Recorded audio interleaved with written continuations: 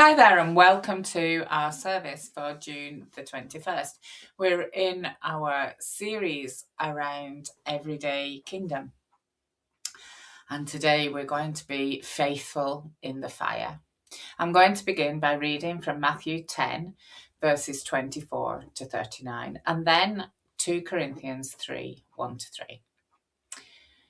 So from verse 24, the student is not above the teacher, nor a servant above his master.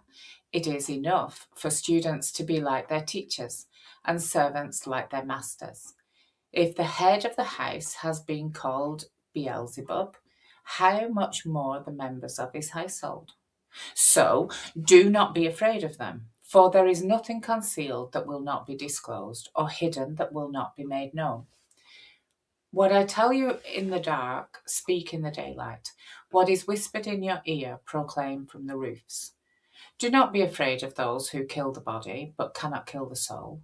Rather, be afraid of the one who can destroy both soul and body in hell. Are not 2 sparrows sold for a penny? Yet not one of them will fall to the ground outside the Father's care. And even the very hairs of your head are all numbered. So don't be afraid. You are worth more than many sparrows. Whoever acknowledges me before others, I will also acknowledge before my Father in heaven.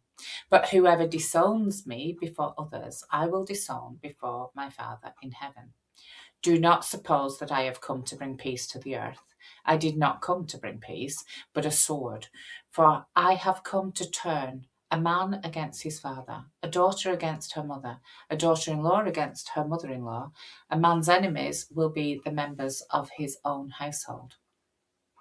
Anyone who loves their father or mother more than me is not worthy of me. Anyone who loves their son or daughter more than me is not worthy of me. Whoever does not take up their cross and follow me is not worthy of me. Whoever finds their life will lose it, and whoever loses their life for my sake will find it. And so we end that passage at verse 39. And then 2 Corinthians 3, the first 3 verses.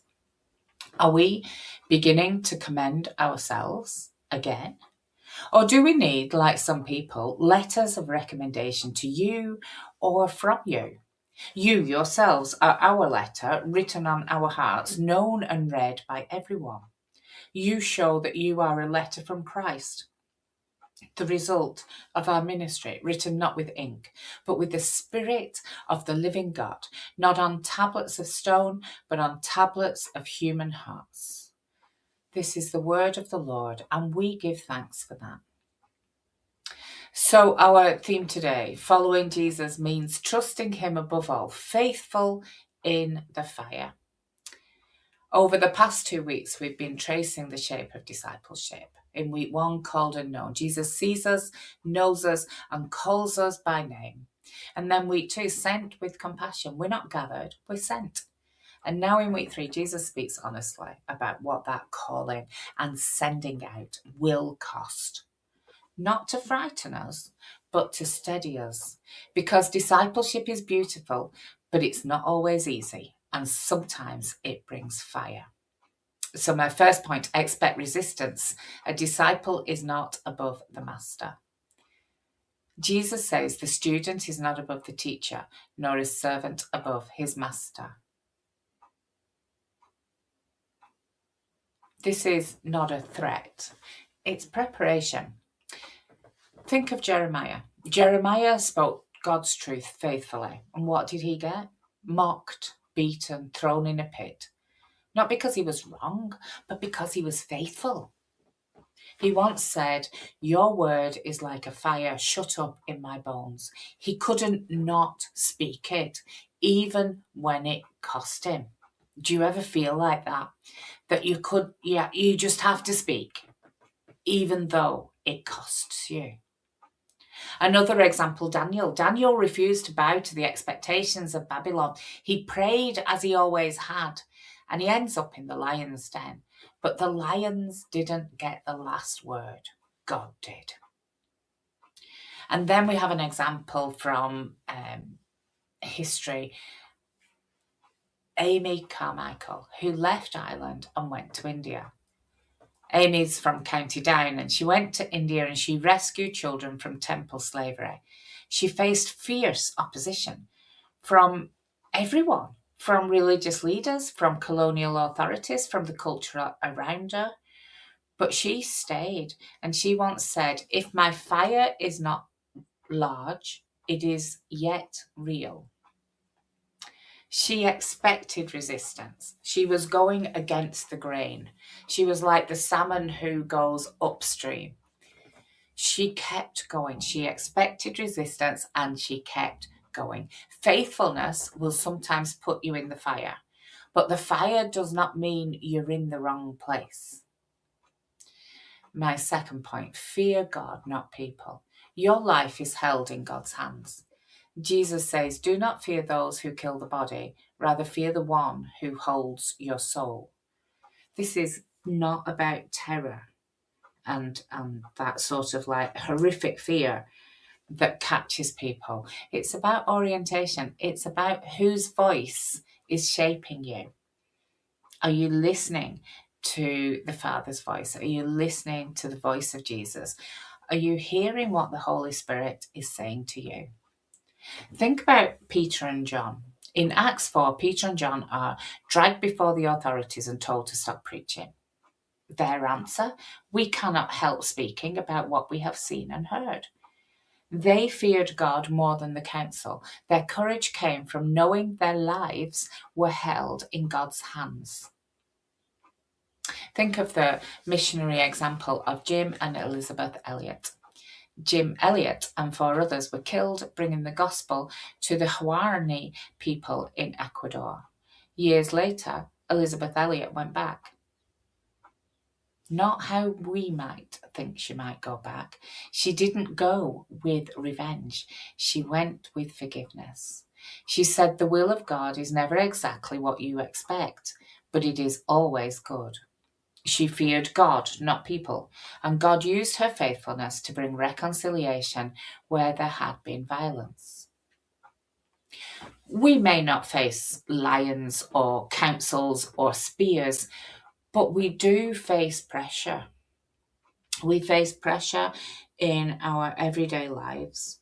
We face pressure from the culture that is around us. We face pressure from outside sources. And all of these are saying to us, stay quiet, fit in, soften the gospel, avoid awkwardness, keep faith private. But Jesus says, your life is not in their hands, it is in mine. So choose to stay quiet if it's suitable, but you can also speak. Don't fit in with culture. Be countercultural. Never soften the gospel. The gospel is beautiful and gorgeous and lush and should never be softened. And when you have to speak truth, there might be some awkwardness in there, but that's okay. And if you're going to keep your faith private, I think it's much better to share those faith moments with the people around you. My third point, choose Christ above all. True life is found in surrender. This is the hardest part of the passage. Jesus speaks of division, of taking up the cross, of losing life to find it. He's not being dramatic, he's being truthful. Think about Ruth. Ruth chose loyalty to God over the easy path in Moab. She surrendered her future in Moab, and God wrote her into the family line of Jesus. Or what about Paul? Paul surrendered status, comfort, and safety. He was beaten, he was tortured, he was left for dead, he was shipwrecked, he was imprisoned.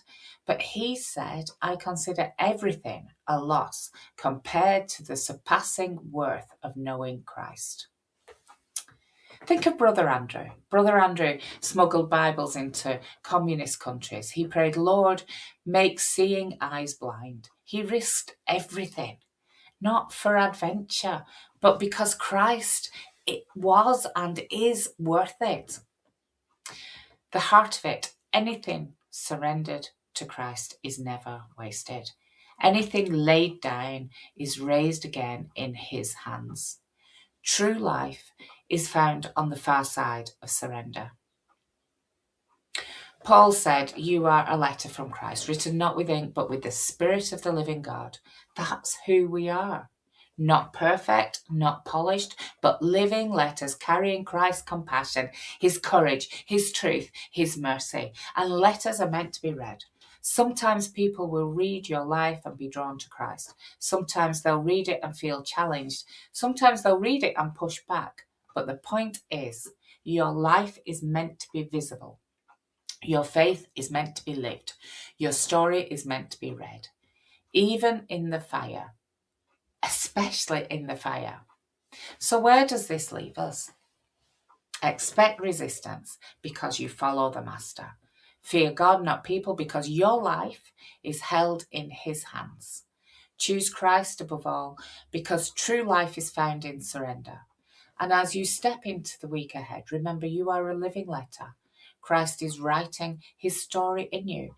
And even in the fire, he is faithful. I'm going to leave it there for this week, and I will catch you next week. God bless you. Have a fantastic week.